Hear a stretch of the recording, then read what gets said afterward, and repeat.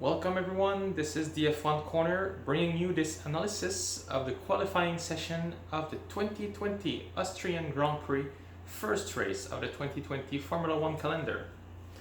First, before we start, I just want to bring you up to what's been going on before qualifying. So, yesterday, right after FP2, Red Bull filed a complaint against Mercedes for the DAS system, stating it was not legal. So overnight, the stewards were reviewing the system, reviewing the arguments of everyone, and decided this morning that the system is in fact legal and Mercedes is free to use it and other teams are free to implement it. Also, during FP3 early this morning, Nicolas Latifi went out the track and damaged his car, so he was going into the qualifying session a little bit on the edge and trying to avoid doing more damage. As we know, Williams is in a dire situation in terms of finances, so Latifi trying to be super careful with his car during qualifying, and it showed in the results. So let's start. Let's go with Q1 first. So we're out in Q1. Kevin Magnussen, George Russell, Antonio Giovinazzi, Kimi Raikkonen, and Nicolas Latifi. No big surprise there. The two Williams, we were expecting them to be out in Q1.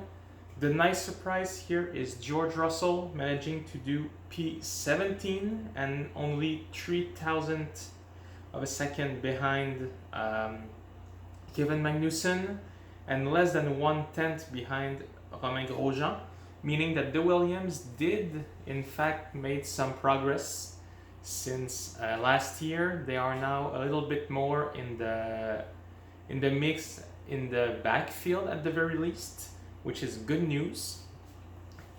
Nicolas Latifi dead last. Like I said, he was running a car a little bit on the edge, trying to avoid doing more damage, and it's also his first race in Formula 1, his first qualifying, so we have to give him a chance. The two Alfa Romeo, Giovinazzi, Raikkonen, both drivers not making any excuses. They both said that, well, this is where they are. Unfortunately, the car is not as good and as competitive as it was last year. They cannot make any excuse. They just have to try and work harder to make things happen throughout the season. And Magnussen just unlucky, I guess, to be one of the Haas outside of in Q1. Last year, we know they were quite good in qualifying and super bad in race pace, so they worked on that this year, made some compromise, and maybe they will do better during the race tomorrow. We'll see. Last year they did qualify quite high on the grid in Austria, so it's a little bit of a shame for them. Q2 was very exciting and very surprising. Out in Q2, Romain Grosjean, Esteban Ocon, Daniel Kvyat, Pierre Gasly, and Sebastian Vettel. So for Romain Grosjean, it's not a big surprise. Magnussen out in P16. Grosjean was not really expecting much more. That's where the Haas are. They still need to work on their car. Very sad considering that they had some very good years and were even fighting for fourth in the championship not that long ago. Esteban Ocon, the Renault does not seem to be performing as well as we thought it could. Daniel Ricciardo managed to get into Q3. Ocon had to settle for P14. Again, to his defense, a year and a half without racing, so it will do that to you. You have to get back in the groove, and we'll see what he can do tomorrow during the race. But the Renault at the moment seems to be the sixth team on the grid. The two AlphaTauri, not good, not bad. They also need to improve their car, obviously. They did not do much work since the testing back in February and March. They have to understand the car, and actually P11, P12 and P13, considering that all the other teams, that the teams in front are really making good progress, not just this year, but also for the last few years. That's actually a good result, I think, and they might be able to fight for a point or two, P10, P9, who knows. The big surprise was Sebastian Vettel. P11, that Ferrari is not what they want it to be. He did P11 in Q2, Leclerc did P10, so he barely passed. And here we can argue that the roles could have been reversed. Vettel made a little mistake in Q1, not in Q1, in turn 1, which might have cost him a place in Q2, in Q3. But that Ferrari is also a lot less powerful than the one from last year. In comparison, this year they were at something like 15 or 16th in terms of pure speed, and we all know that the Austrian Red Bull Ring need a powerful car because it's long straights and fast corners. So if you don't have a powerful power unit, you're not going anywhere. It's to use the word that Günther Steiner used in Drive to Survive this year. It's like, they are doing everything they can, but they are F-word slow. So what can they do? I don't think they can do much. I do expect Vettel to climb back the ladder tomorrow during the race.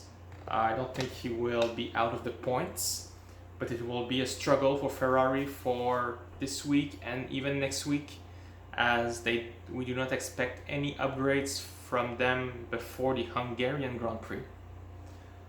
So big surprise there and big deception. The drivers have been complaining that the car had no grip in the front, so really nothing they could do, and they'll have to settle for that.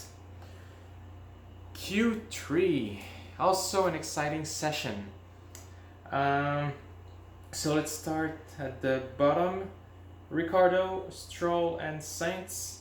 Ocon did 14, Ricardo did 10. Not a bad run, but I think he got impeded by at the end of the session, since he only did one lap. Same for Lance Stroll. And at the end of the session, Valtteri Bottas went off the track, not for long, but long enough to cause a yellow flag. So maybe some of the last minute drivers got caught in that. So Ricardo had to settle for 10th place behind Lance Stroll, who did a good job for Racing Point. His teammate Sergio Perez did 6, so also good for that. 8, we have Carlos Sainz, a good result for McLaren. Charles Leclerc, 7th only, so he barely passed Q2 and cannot do better than 7 in Q3 for all the various reasons that we explained before. Perez 6th, I mentioned it. Alexander Albon in 5th, not bad. Lando Norris, the quality of his life, 4th place. A great result for McLaren there, in front even of the Red Bull. That is amazing. During the interviews after the quali, Norris said that he knew it would be not a bad quali, but never expected them to beat the Racing Point. So is the McLaren even better than the Racing Point this year? I mean, if they are, it's gonna be very, very interesting to watch a midfield race. And you know, if Norris can fight with Albon in quali, means maybe they can also during the race. Maybe McLaren can fight for podium this year. That would be amazing. Our top three: Max Verstappen in third. It was to be expected. The Mercedes have been totally dominant this year. Verstappen behind Hamilton by about half a second. So Mercedes are just, you know, untouchable this weekend.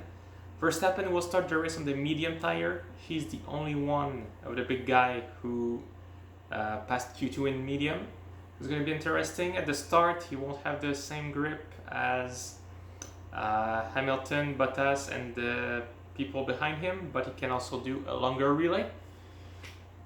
And our top two: Valtteri Bottas and Lewis Hamilton. Bottas just excited and delighted to be back on pole, to be the one on top. He managed to do his lap time on his first try, and lucky him because he went out of the track during his second attempt. Lewis Hamilton only 12 thousandths of a second behind.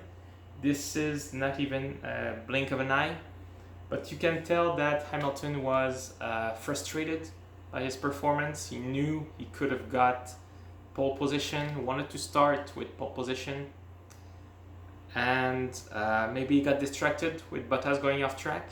During the interviews, he did say that he saw the big cloud of dust, and you know, sometimes it just takes that to slightly mess up your concentration and lose these fraction of a second. So look up for an exciting race for the 1-2, and then a good race for the best behind the Mercedes. I do not expect any other team to fight for the win, but if we can have a good race with everyone else, Vettel trying to make his way up the grid, George Russell may be fighting for 16th, 15th place, Esteban Ocon also. It's going to be interesting to see what he can do. Nicolas Latifi, first race in Formula 1. The 2 Racing Point, can they also climb? Ricardo, Perez, yeah, all a nice bunch, all packed in the middle of the field. We're gonna be hungry for points, hungry for racing, and for sure happy to be back. So looking forward for a good race. Thank you guys for watching. Please hit the subscribe button below, and see you next time.